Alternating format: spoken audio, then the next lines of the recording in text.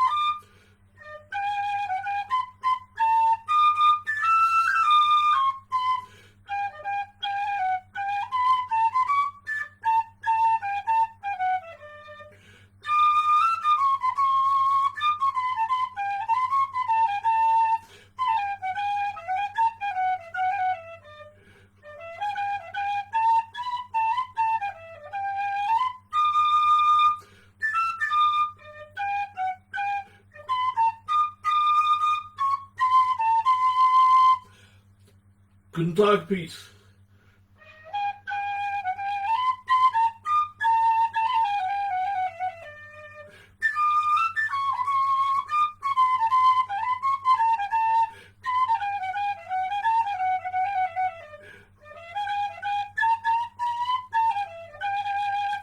Good evening, Murray. Great to see you here.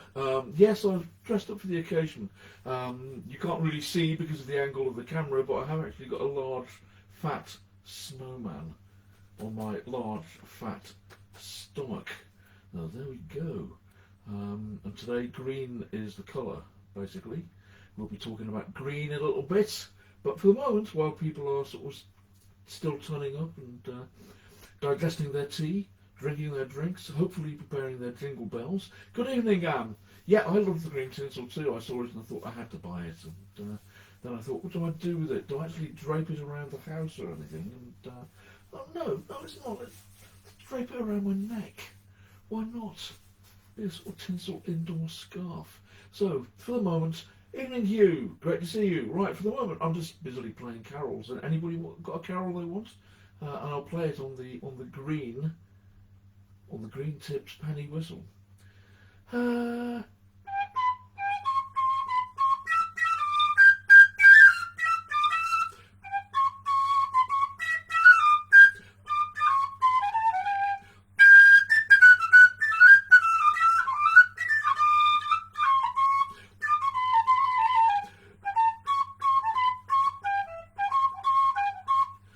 Well, that was one.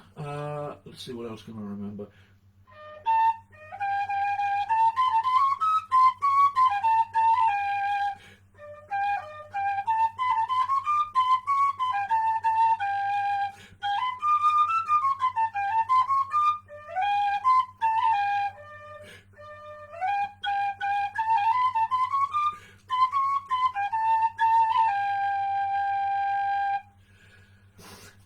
That was two. I always used to go carol singing. Is anyone doing it this year, I wonder? I used to thoroughly enjoy it, and also doing the carol service down at church, St Philip's Church in Penn in Wolverhampton. It was an annual thing. Obviously it was an annual thing because Christmas comes around every year, stating the obvious there, folks. But yeah, I always used to enjoy it, sitting up there singing the carols, and they're absolutely drilled into my head all through my school years. I did carol services in schools, so there's lots of them there. Let's see what else I can remember. He said, mine going completely blank. No, okay, right, can't think of one, so that's it. Put the penny whistle down, and hello, good evening, and welcome to anybody who may be out there. I thought I'd start off Christmas a little bit early, and perhaps, to be honest, that's put people off, because a lot of people are probably thinking, why is he wearing tinsel around his neck and doing Christmas, and announcing that he's talking about Christmas, when it is only December the 7th? Well, I started off with putting up the poster, as it were, on the Facebook events page, announcing that I was going to talk about, that this was going to be part one. It was going to be Little Saint Nick, and putting up a picture of Saint Nicholas drawn in 1929 by a Dutch artist named Ree Kramer. Beautiful piece of 1920s art, depicting the Dutch version of St. Nicholas, and we'll get around to that in a little bit. But the reason for starting with St. Nicholas is that that's already been and gone. The Feast of St. Nicholas is December the 5th, and all the celebrations for that take place in the Dutch-speaking parts of Europe, that's Holland and the Flemish part of Belgium, basically, have already happened. It was their big day. All the processions went on Saturday. The presents were handed out. The lumps of coal were hopefully not handed out to too many people. And that's it. Sinterklaas has gone back to Spain. And we'll talk a little bit more about that later. So anyway, St. Nicholas. Who was he? St. Nicholas was the bishop of a town called Mira, now called Damre, on the southern coast of Turkey. And he was the bishop there in the early years of the 4th century AD. He died in 343 AD. He was reputed to be a very charitable, very helpful bishop, and there are lots of stories about him doing charitable acts which add up to his being nominated to be a saint later on. So he became a saint in the Catholic Church not very long after he died. And the most famous story of his leads directly into Christmas. And it is this. In the town where Nicholas was the bishop, there was a house, there was a family, a father and 3 daughters of marriageable age. And the father had once upon a time been wealthy. He had been one of the nobility, but things had gone wrong. He was out of money, and he was in a terrible state because his daughters were an age to get married. However, he did not have any money to supply them with dowries to make a good marriage. Some sources even suggest that there was a danger that if he didn't manage to find a dowry, that the girls would have to go into prostitution. And that's kind of interesting, because St. Nicholas is also, among many other things, the patron saint of prostitutes. But anyway, leaving that aside for the moment, you've got the 3 girls, broke, in the house, father in despair. The bishop hears of this and decides to do something secret and charitable, and he comes up in the middle of the night, climbs up on the roof, and drops 3 little bags of gold down the chimney. And here we have, immediately, the man in red dropping things down the chimney into the house, very much a Christmas tradition. The miraculous part of this is that the girls had been doing their laundry the day before, and they put up their stockings on top of the fireplace to dry in the heat from the embers of the fire. And the miracle is that the 3 bags of gold fell down the chimney, and each one landed in a separate stocking, leaving the girls with 3 clear dowries already miraculously divided between them. So here we have a man dressed in red up on a roof. We've got a chimney. We have stockings hanging on the fireplace. We have gold being dropped into the stockings. And of course, we still do this. You can still get little bags of gold-wrapped money, chocolate money, which you can either hang on the Christmas tree or put in your Christmas stocking, or let's face it, you can just eat it, because it's chocolate. And we have a whole set of Christmas traditions already set up in one story, long before anybody called Santa Claus comes along. Now, at this point, I'm going to play a bit of actual music. We've had a few requests. People have come in and said, try this, try that, so I'm attempting to have a go at some of these. Let me see what I've got here. Don't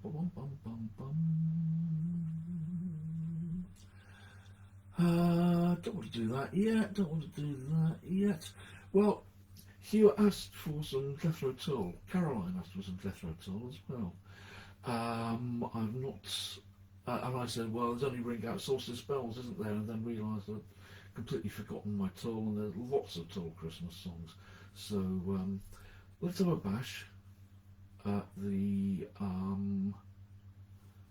Christmas song that came out as the B-side of the first proper Jethro Tull single, Love Story, in the year 1969. And let me just get the karaoke track up here. And I've as yet I have yet to decide whether I'm going to play it or whether I'm going to sing it. Might sing it.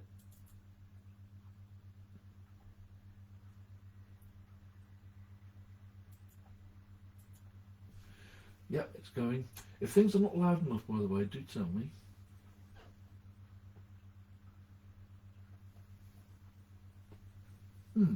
Interesting. The track's playing, but I'm not getting anything coming through. Hang on a second, I'll just start that off again. Ah, there we are. I forgot to turn the stereo on. Here we are, Jethro Tull, Ian Anderson's somewhat cynical little song about what's being done to Christmas.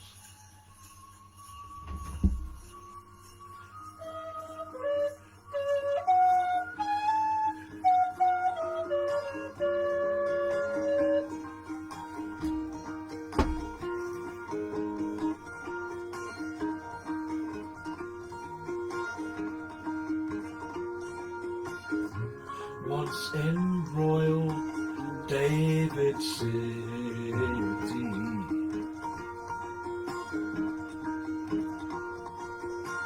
stood a lowly cattle shed. Bit low from me, I might just play it.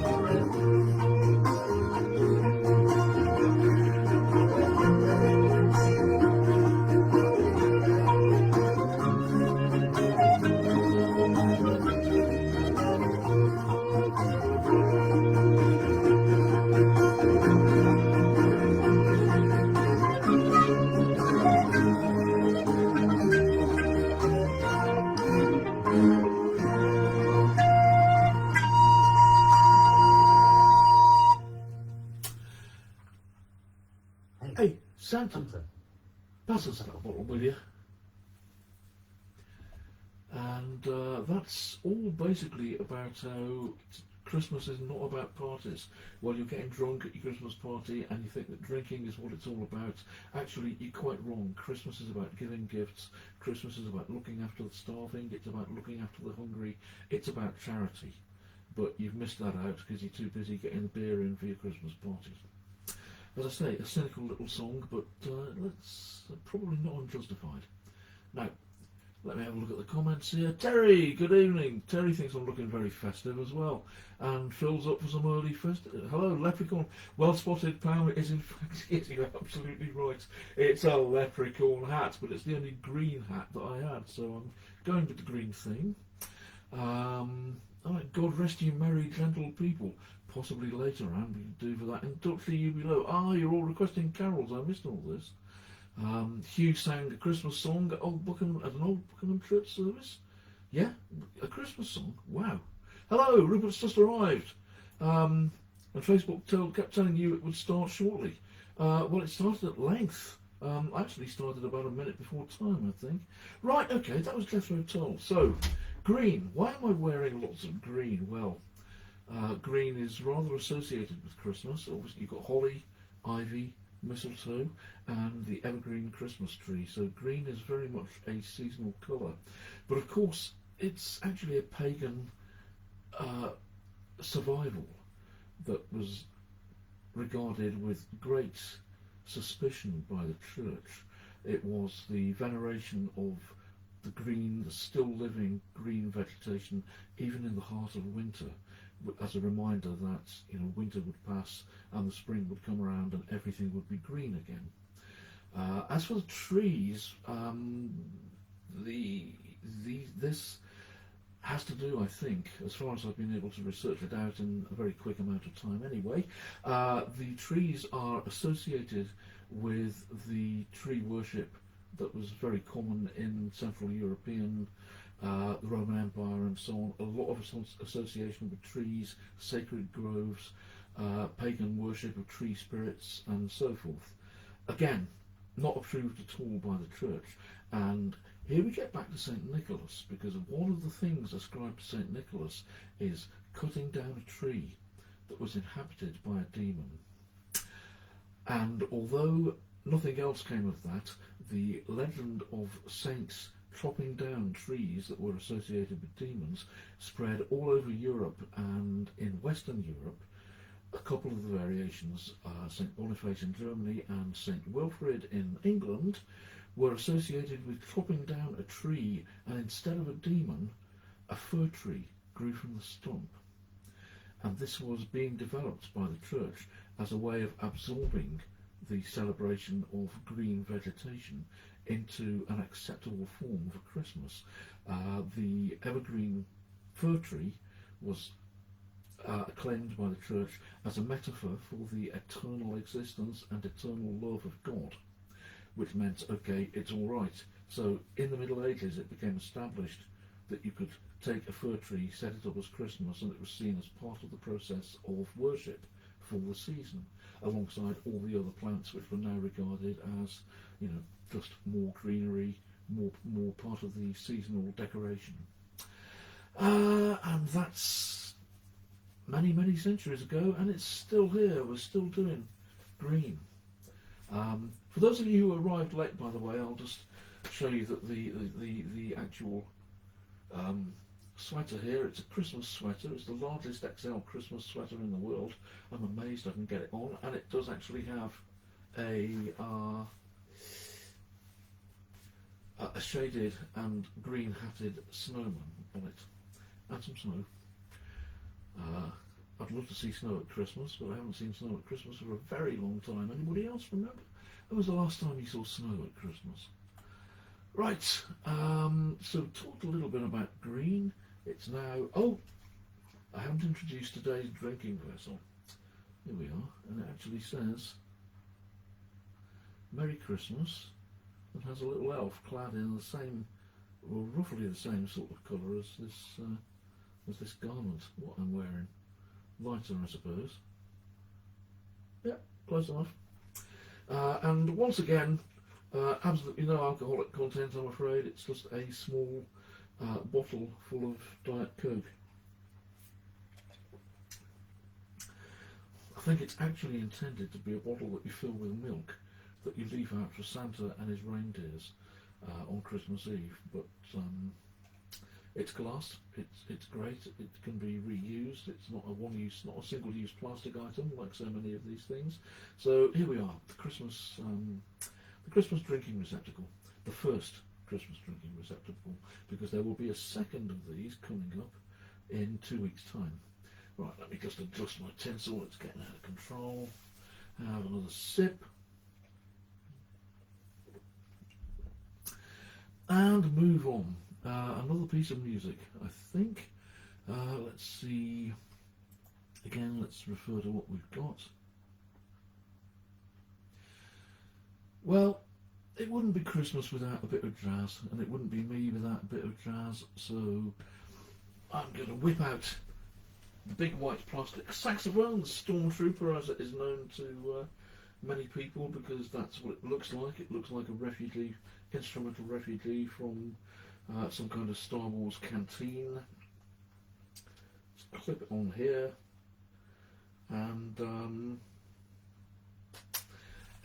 having attempted and given up the singing of Jethro Tull's Christmas song, I'll have a go at a standard that was popularised by Bing Crosby, but has never really made it into the top echelon of Christmas songs. I think it's a little bit different. I shall do my best quavery, very soft Chet Baker vocal performance on this, probably with lots of croaks and wrong notes, but hey, that's okay, right. And this is I'll Be Home for Christmas. 1, 2, 3, 4. I'll be home for Christmas. You can count on me.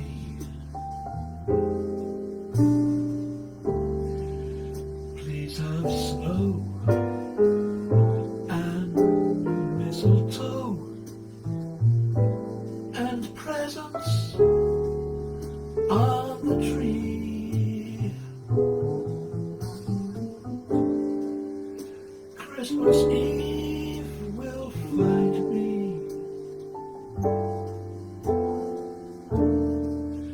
where the love light gleams. I'll be home for Christmas, if only in my dreams.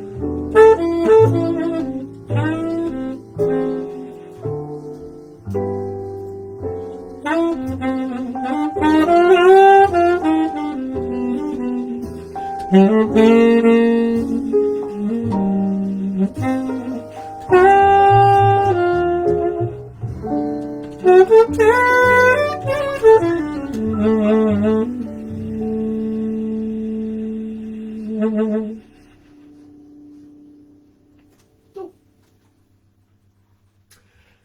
that was really quite fun to play. And I hope you all out there in Facebook land enjoyed it as much as I enjoyed playing it. Right. What's going on here? Ooh, we seem to have people have dropped off the comments list. Are you able to post comments?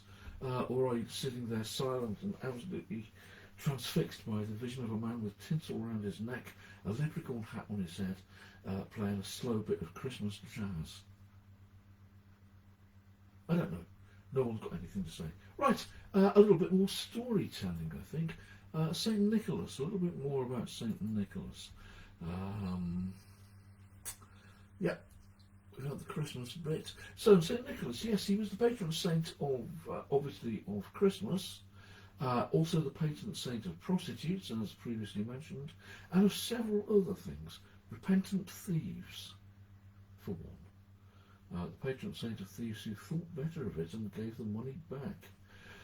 Also of merchants, archers, children, brewers, pawnbrokers, unmarried people, and students, and last but not least, sailors. He was a bishop of a coastal town on the Mediterranean. A lot of port activity going on, so he was adopted as a patron saint of sailors. And for those who are familiar with Merseyside, that's actually the reason why the parish church of Liverpool, down by the pierhead, is dedicated to St. Nicholas, and has been since it replaced a former chapel to St. Mary in the, I think, 14th century. The building itself is 19th century, it's been rebuilt several times. But yeah, that's why we have St. Nicholas Church as the parish church of Liverpool. It's the sailor connection. Right, okay, let's carry on with a bit of music again. A very short bit of storytelling here, but I have got quite a lot of music. Okay, you're all still here, that's fine, you're just sitting there, absolutely. I hope you're all jingling bells. Whenever a bit of music starts, just get out a little bell and jingle it, and suddenly it'll seem like Christmas. So, great, enjoying the narrative and the music, thank you, Pete. I'm enjoying the Diet Coke, and at this rate I'm going to run out, so let's play some music again. What have we got? Oh yeah, right, yes, Terry requested this. He said, what about this? And I said, how could I possibly forget it? So, having a stab at this, everybody get down on the floor, boogie with your jingling bells and your drinks if you have them, and here comes the mighty Quo.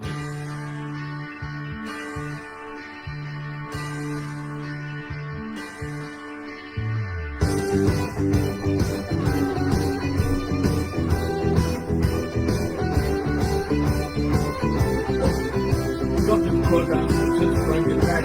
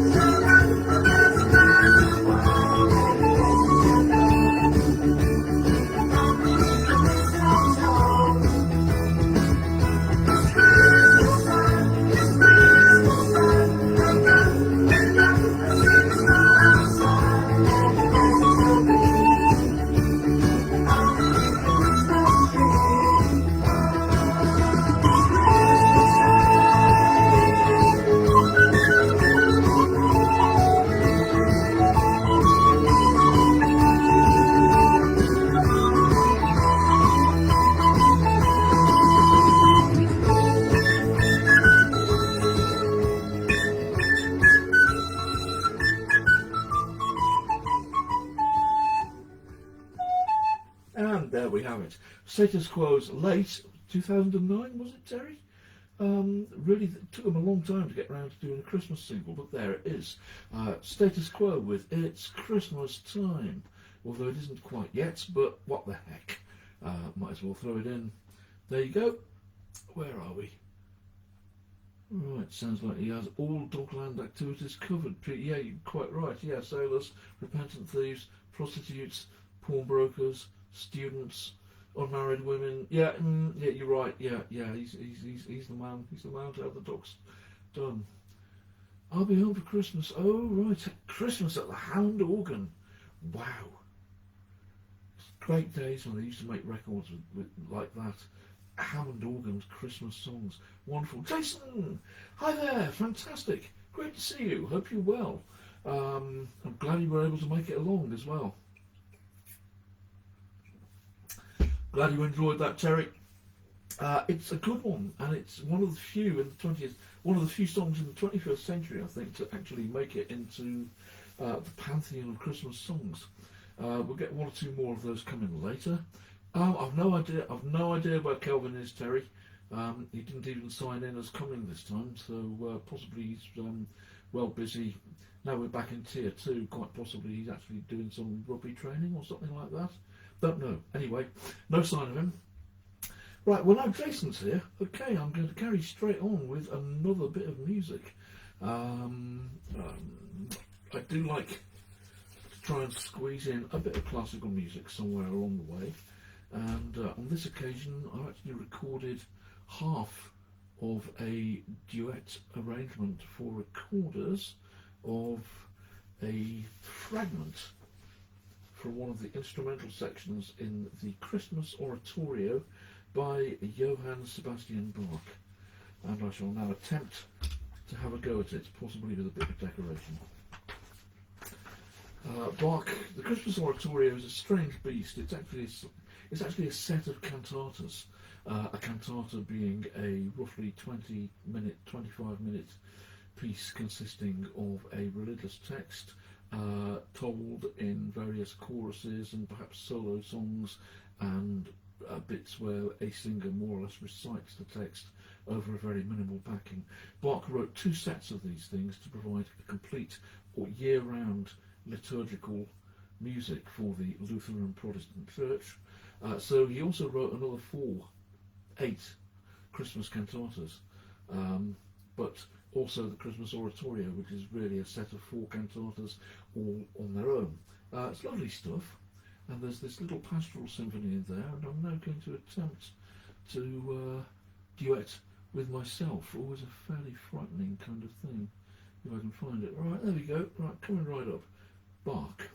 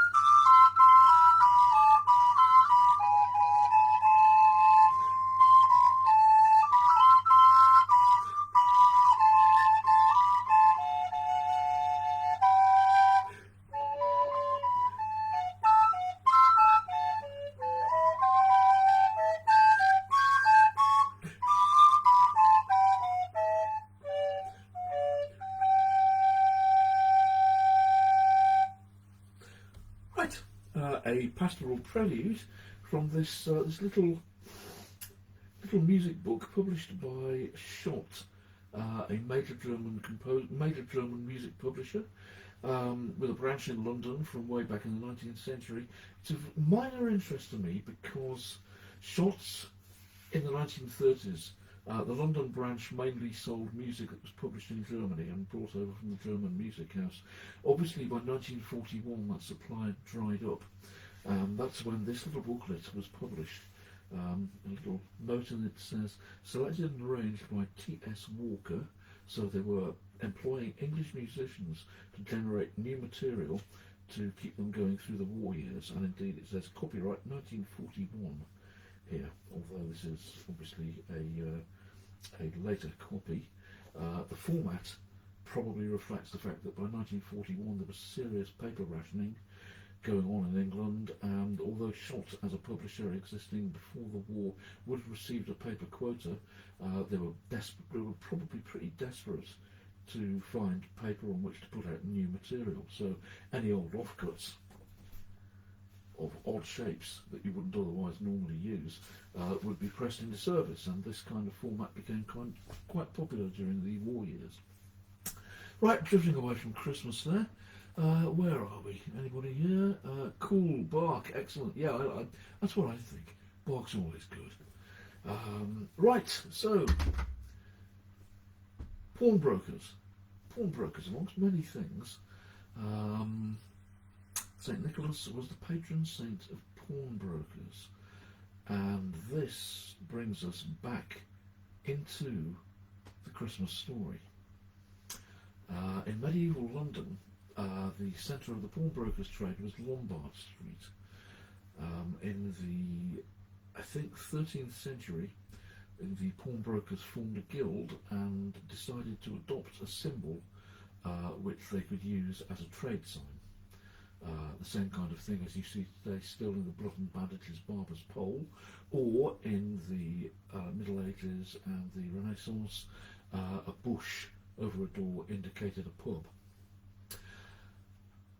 And they settled on the 3 bags of gold that were held by a statue of St. Nicholas on the top of St. Nicholas Church in Lombard Street.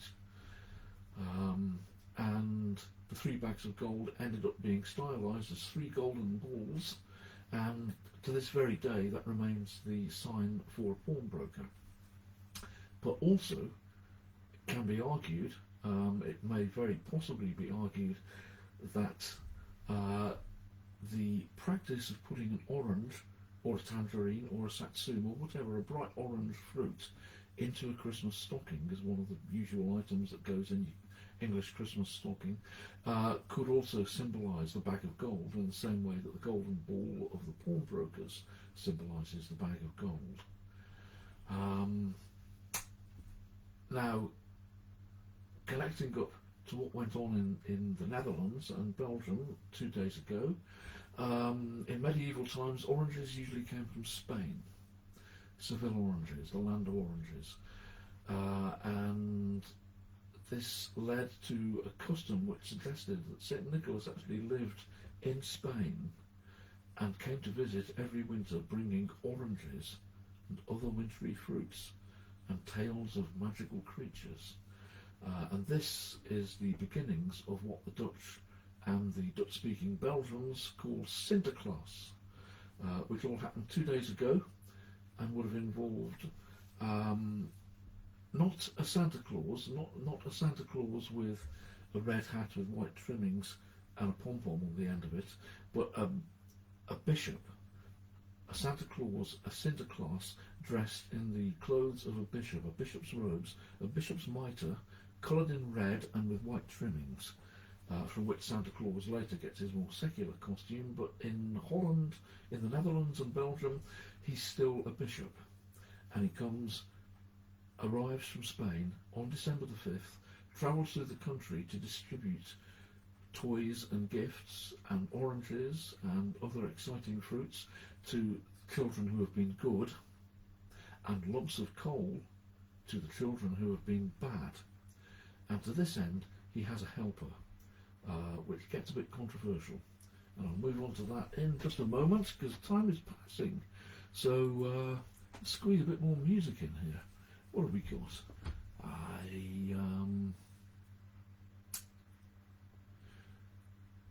Let me see. I've done that, I've done that, I've done that, I've done that. Well, while we're talking about St. Nicholas,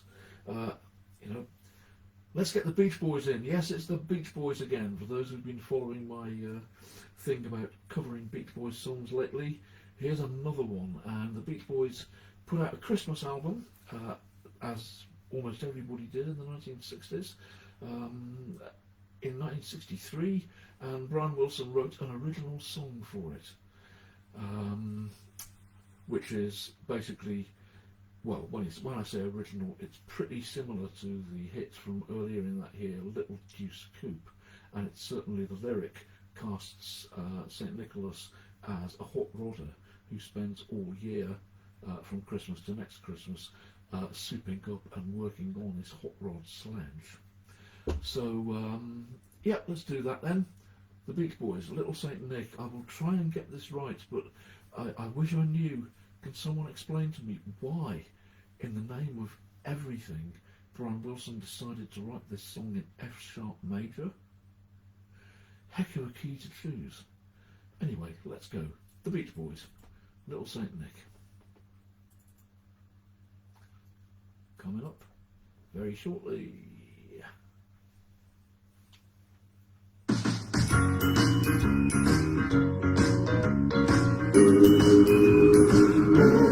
Christmas comes this time each year.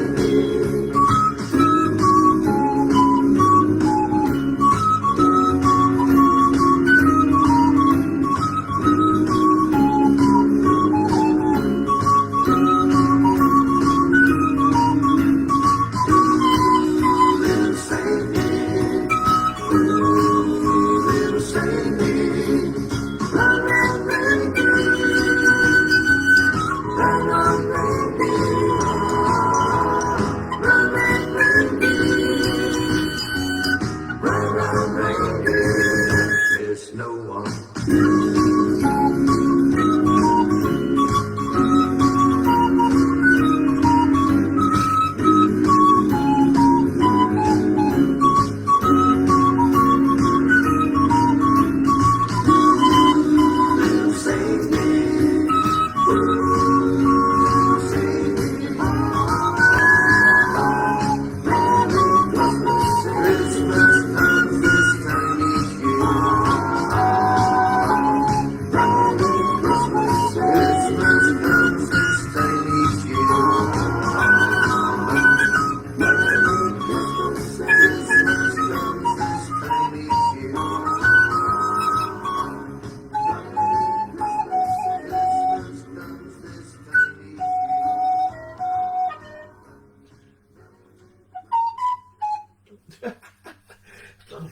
Faded out very slowly and quite unexpectedly there, although it is really 2.5 minute classic length for a 60s single. So there was, yeah, Little Saint Nick by the Beach Boys, which, as I say, converts Saint Nicholas from a bishop with a sledge full of toys to a guy with a sledge that's got a sort of snazzy gear stick and does an incredible amount of speed and travels around as fast as possible, which of course, if you're Father Christmas, is definitely a good thing. So yeah, Sinterklaas, December the 5th. St. Nicholas arrives in Flanders and the Netherlands, travelling by ship from Spain, travelling around the country, and he's accompanied by his controversial helper, Zwarte Piet, which translates as Black Pete or Black Peter. And Pete is driving a sleigh full of presents and presumably lots of coal. Now, in the Middle Ages, when this practice of the feast of Sinterklaas first develops, Pete was actually depicted as a demon.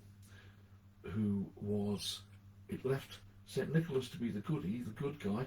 Ricky, good evening. There he is. St Nicholas was the good guy who distributed gifts. Pete was the bad guy. He was a demon who chased the naughty children and gave them lumps of coal. The church wasn't very happy about this, and in fact, by the 16th century, the images of St Nicholas in Holland and Belgium, what is now Belgium, the Low Countries as it was then, converted the demon into a slave. He was tied to St Nicholas by a chain, and St Nicholas was dictating what you did and what you didn't do. Of course, slavery, now, not a good thing. We don't talk about slavery anymore. Slavery is definitely a bad thing. Has the sound muted? Right, okay. Hang on, let me just... are you there? Hello? Anybody here? If you can't hear me, do tell, because I'm busy talking about demons and Father Christmas. Yeah, I'll just carry on for the time being. Do tell me if I've gone too quiet. Can't see any reason why, to be honest. I haven't done anything crucial to the microphone. I can turn it up a little bit. Right, okay. It might just be that I'm talking quietly, Ricky. So, yeah, so... Oh, it's your phone, right? Okay, well, okay, blame it on your smartphone. Right, okay, fine. Carrying on then. So, Svata Pete was in the Middle Ages a demon, and then he became the demon's slave of Father Christmas, which is all fairly dodgy stuff. Yeah, okay, yeah, and keep on talking about demons, which is all highly disregarded. So he was actually turned into more of a helper. He's not chained to Santa Claus anymore. He just distributes nice gifts as well as bad gifts. In fact, it's quite possible that the bad gifts have disappeared completely. But the problem today is, he's a white guy in blackface.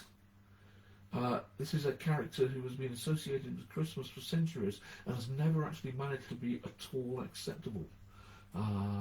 Yeah, okay. Right, I'll just turn the volume up a little bit. So, yeah, so Pete, just not an acceptable character at all. In recent years, there have been various moves from left-wing groups in the Netherlands to institute, say, you know, a green Pete, or a blue Pete, or a pink Pete. But that's not gone down well with the Conservatives at all. So as far as I'm aware, 2 days ago, there would have been men in blackface and 16th century costumes running around all over the Netherlands and Belgium, distributing gifts and processing around the streets. I haven't seen it myself for a few years. I think about 15 years ago I was in Amsterdam on December the 5th, and I saw the main procession up through the centre of the city. I guess it's still going. But lots of flurrying going around about racism and all kinds of problems being associated with Christmas. Right, I think I've just about reached the end of my Christmas talk for now. I'm sure there's more to say about St Nicholas, but if it's there to be said, then someone else can say it. So right, yeah, back to the music. I have, as I always do, every time I do these things, I manage to shut down the folder that contains all the relevant material. And here we are, we've got it now.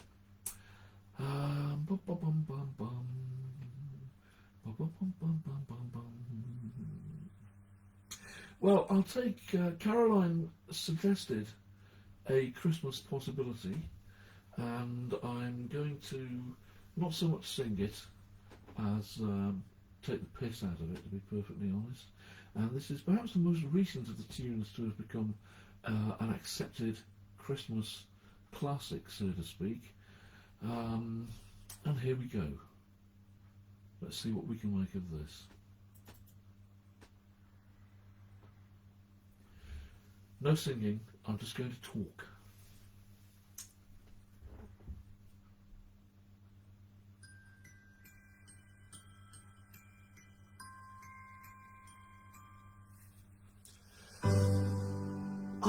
I don't want a lot for Christmas. There's just one thing I need. I don't care about presents. underneath the Christmas tree. Nah, forget it. I just want wine of my own. More than you could ever know. More wine as well. Make my wish come true, please. Because all I want for Christmas is wine.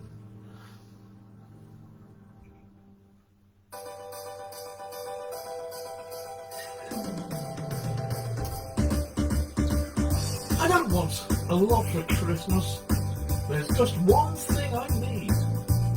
I don't care about the presents underneath the Christmas tree. Oh no, I don't need to hang my stocking there upon the fireplace, bags of gold or not. Santa Claus won't make me happy with a toy on Christmas Day. I don't think he will. I just want some wine of my own. More than you could ever know. Bottles of it. Make my wish come true.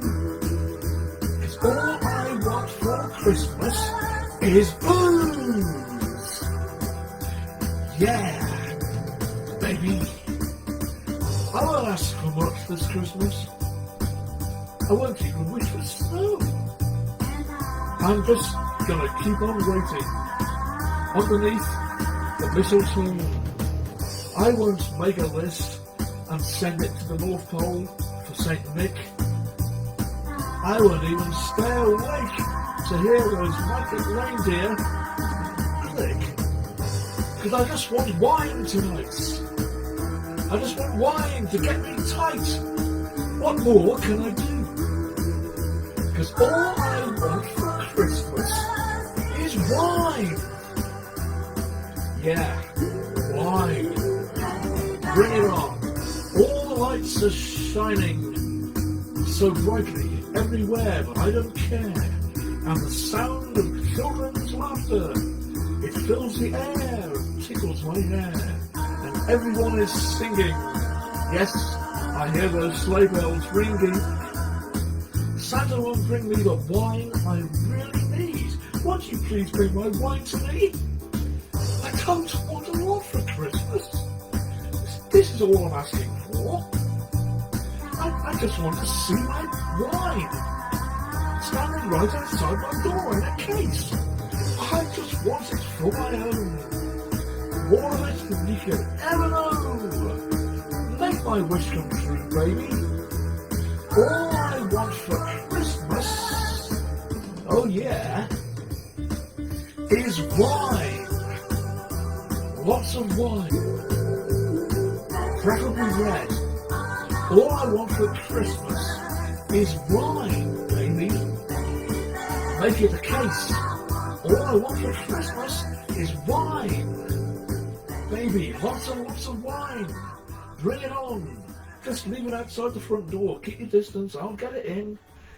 Just wine. That's what I want for Christmas.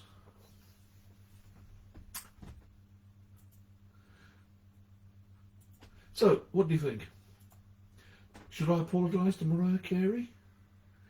I don't think so. I think that song definitely needs to have that things done to it, and I've just done things to it, and suggest a whole lot of bottles of wine. Jolly good. I absolutely agree. Bottles of wine, good thing. So we're cruising towards the end here. It's coming up to 9 o'clock. I've still got half a bottle left. I thought I would finish it earlier, but no, didn't.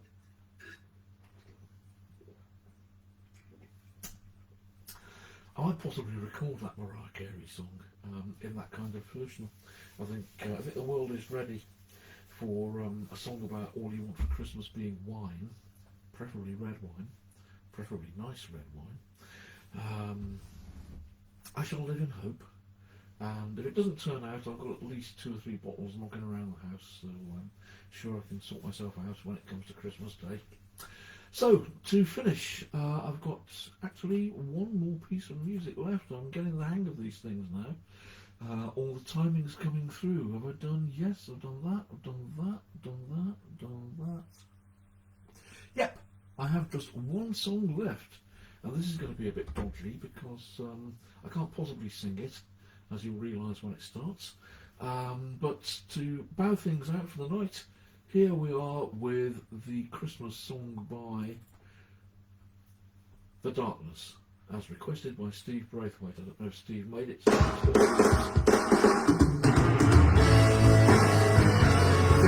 I remember how to do that.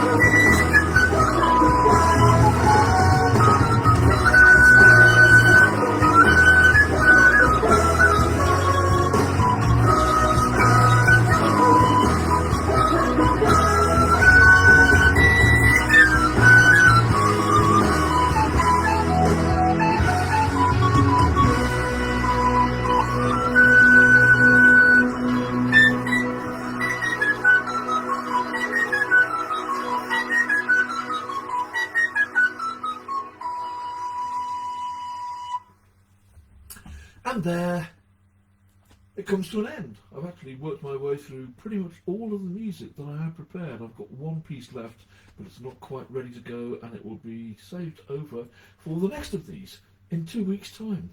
Glad everyone's been enjoying the music. Doom Bar, says Terry. Yeah, there you go. And Anne, thank you. I think it all worked out as a reasonable selection of stuff, and the usual bit of educational, vaguely educational waffle concerning St. Nicholas. Right, since Anne did put in a request earlier, I am sitting here with a recorder in my hand, and it's 3 minutes past 9, so I will just carry on a little bit longer, as is so often the case, and see if I can remember how to play this.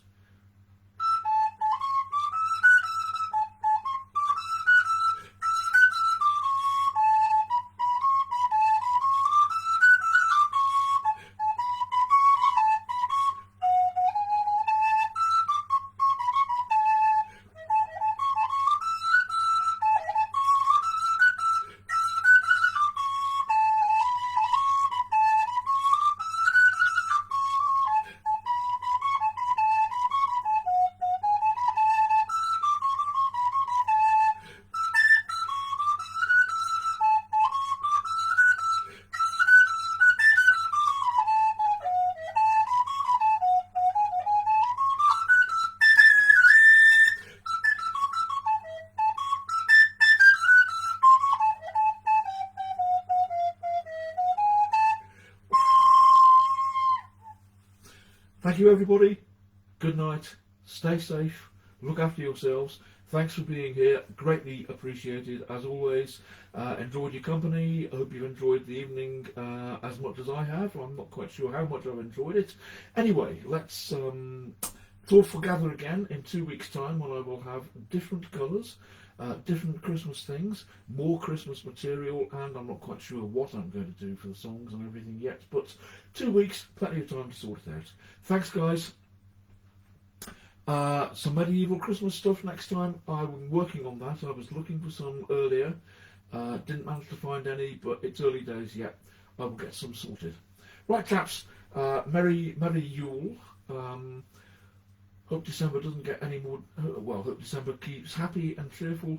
Enjoy yourselves, and I will see you in a fortnight's time. Take care now. Good night.